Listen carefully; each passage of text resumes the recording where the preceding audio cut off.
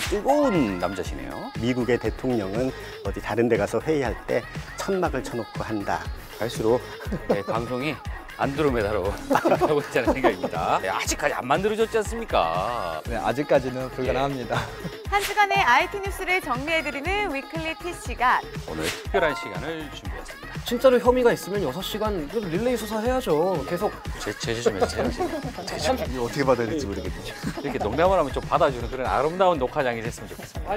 네, 티트랜드 우주선 안에서 뭐 키우는 어떤 그림을 예, 그런 느낌인데요. 트래킹을 해서 인사이트를 도출하는.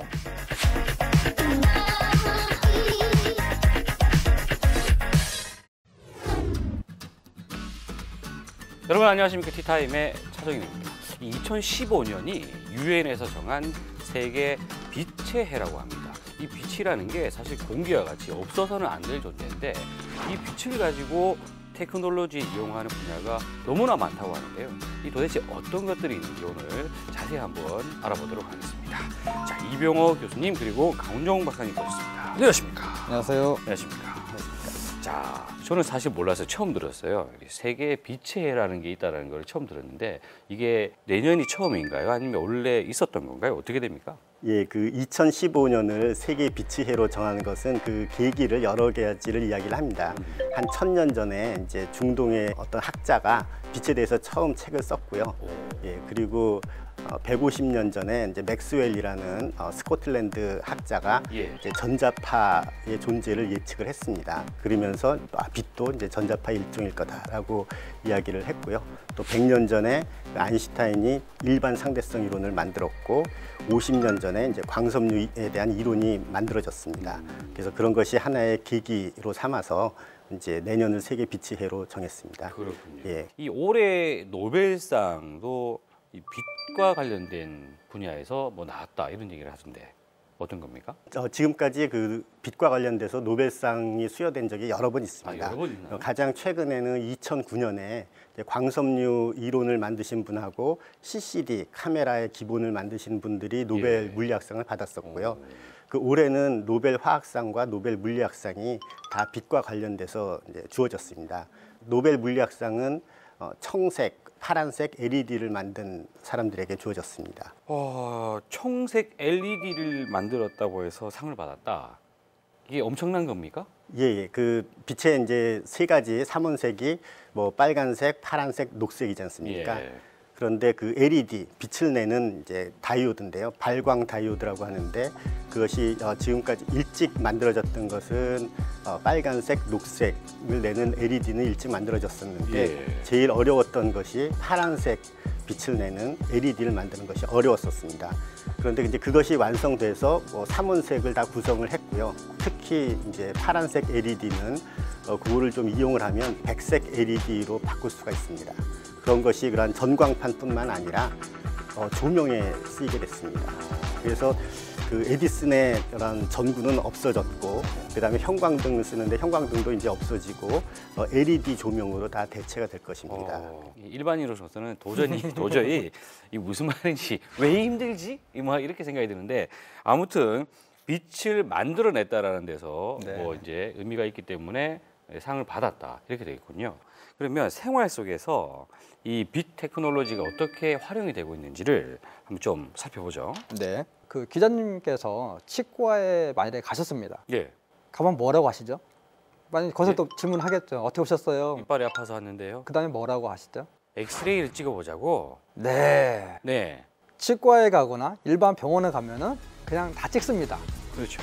그 다음에 경중에 따라서 엑스레이도 찍고 MRI도 또 찍고 CT도 찍고 또 경우에 따라서는 초음파도 하고 내시경도 하고 이런 것들의 기반이 뭘까? 만일에 광학이 없었다면 어떤 광의 어떤 빛의 기술이 없었다면 다 불가능한 분야들입니다.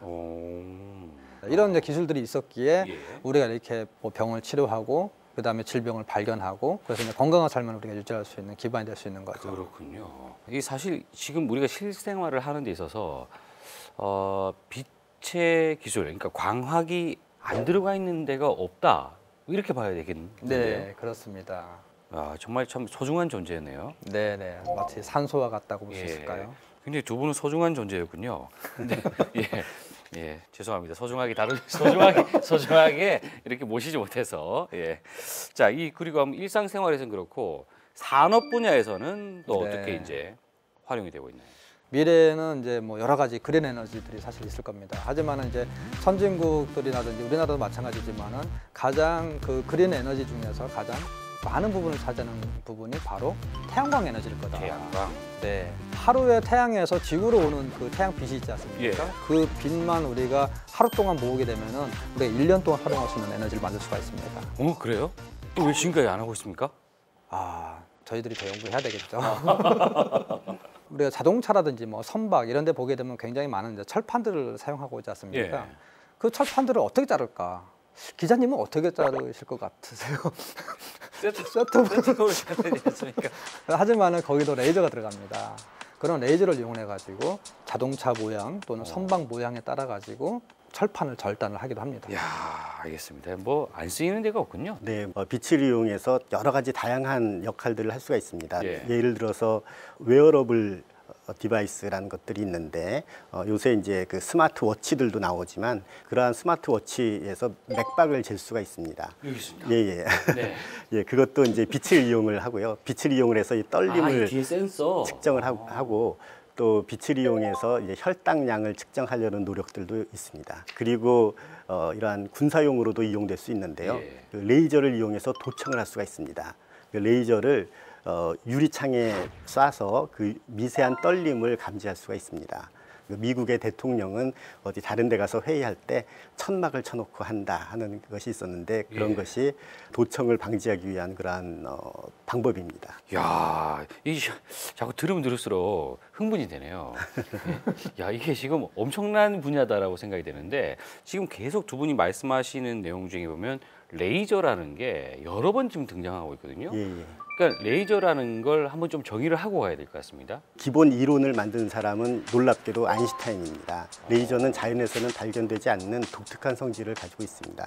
그래서 레이저를 이용한 또 많은 응용 분야가 있습니다. 그래서 광통신도 그러한 한 분야이고요. 예. 또 뭐 광 저장 장치 같은 것도 이제 그러한 레이저를 이용을 하는 것입니다.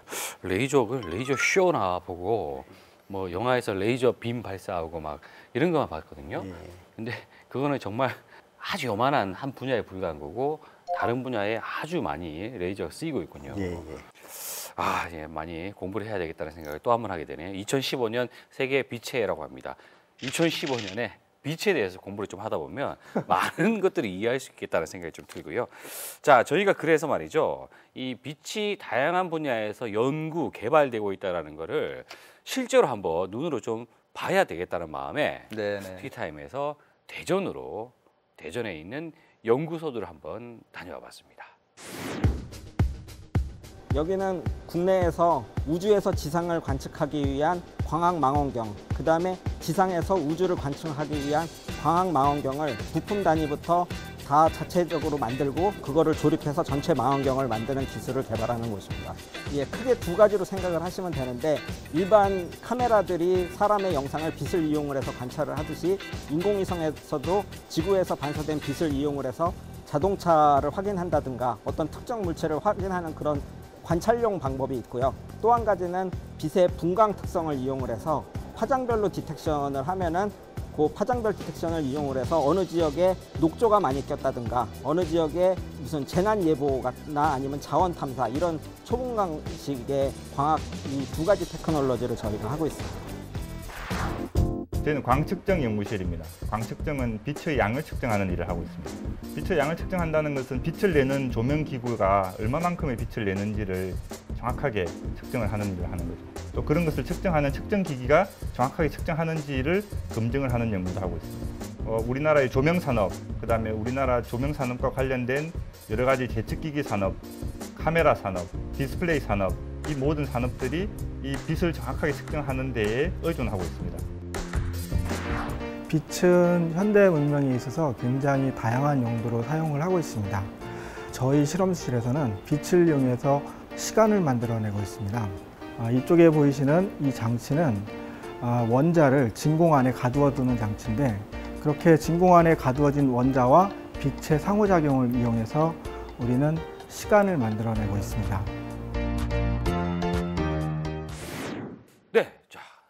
보고 왔는데요. 네. 야, 박사님께서야 뭐 물론 이제 자주 접하는 거니까 뭐 별 느낌이 없었겠지만 제 입장에서는 굉장히 느낌이 많았어요. 야, 예. 정말 다양한 부분에서 응용되고 있구나라는 걸 좀 느꼈는데, 자, 그렇다면 말이죠. 한 10년 정도 뒤쯤 되면 네네. 이 빛의 어떤 그 빛을 응용한 기술들 어떻게 뭐 변화가 될까요? 약 한 10년 후가 되면은 아마 홀로그램 TV가 나올 거라고 일단 예측이 되고 있습니다. 홀로그램 TV요. 네. 아주 이거 한 티타임 초창기에 나오셔가지고 얘기했는데 아직까지 안 만들어졌지 않습니까? 네, 더 분발하겠습니다.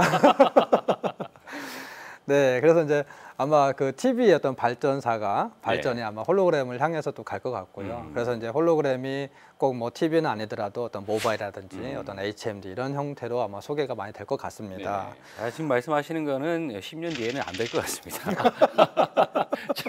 조금 더 걸릴 것 같습니다. 그 요즘 많이 학자들이 연구하는 분야 중에 나노광학과 메타물질이라는 분야가 있습니다. 나비의 그 날개가 이제 다양한 색깔을 가지는데 손으로 이렇게 문질러 보면 색이 없어집니다. 그런데 손에 염료가 묻어 나오질 않습니다. 그 이유는 그 나비 날개에 어떤 염료가 묻어 있는 것이 아니라 거기에 파장보다 작은 어떤 규칙적인 구조물이 있습니다. 이제 그러한 것이 특정한 파장의 빛만 반사시키게 하거든요. 이러한 것을 나노 광학이라고 하는데 자연에서 볼 수 있는 그러한 현상들을 이용을 해서 뭔가 새로운 걸 만들어 보자 하는 연구가 아주 활발합니다. 자, 마지막 질문입니다. 이 빛 테크놀로지 굉장히 중요하다는 건 오늘 확실하게 알았고요. 어쨌든 이것도 국가 간의 경쟁이 있을 것 같은데 네네. 우리나라가 좀 앞서가기 위해서 말이죠. 어떤 노력이 필요할까요? 향후 이제 이 과학 기술에 대한 어떤 중요성을 우리가 이제 국민들이 좀 인지를 하고 많은 이제 관심을 갖고 그다음에 여러 가지 이제 프로그램들이 또 마련이 돼서 어떤 국가 경쟁력 같은 걸 확보할 수 있는 어떤 과학 기술 쪽에 뭔가 좀 집중을 하게 되면은 향후 우리나라 어떤 한 단계 더 발전할 수 있는 그런 이제 계기가 마련이 될 수 있을까 생각이 들고요. 이런 의미에서 유엔과 유네스코가 2015년도를 빛의 해로 일단 선포를 해서 그 중요성을 좀 알리는 그런 한 해가 될 것을 일단 생각이 듭니다. 그래서 우리나라도 다양한 이런 지원이 이루어진다면 그런 디스플레이가 이미 세계 1위지만 디스플레이 말고 다른 빛 관련된 산업 분야들도 크게 성장할 수 있을 것이라고 생각합니다. 알겠습니다. 빛이 너무나 소중한 존재라는 건 다 알고 있는데 이 빛을 이용한 과학도 또 역시 너무나 소중한 존재라는 걸 오늘 이 짧은 시간을 통해서 어느 정도 좀 전달이 됐을 거라고 이제 보고요. 오늘 이야기하신다고 대단히 고생하셨습니다. 고맙습니다. 감사합니다.